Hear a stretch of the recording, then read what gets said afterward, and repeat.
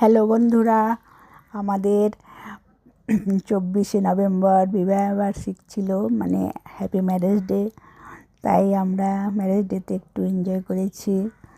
তাই ফটোগুলো তোমাদেরকে দেখার জন্য সুযোগ করে দিলাম। তোমাদের যদি ভালো লাগে লাইক কমেন্ট শেয়ার করো, চ্যানেলটাকে সাবস্ক্রাইব করে রেখো, তাহলে আমার সব ফটো ভিডিও দেখতে পাবে।